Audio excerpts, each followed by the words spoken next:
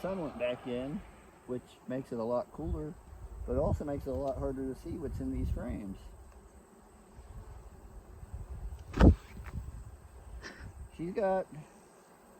She recently started laying again like crazy, because that last frame had a whole lot of eggs and young larvae, and this frame is nothing but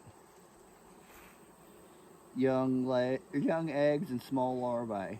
Well, them strips, I know what some of the mite treatments. I think that did knock or slow the queens down laying while they was on it. Yeah. Which they still are. I got next Sunday the strips need to come out.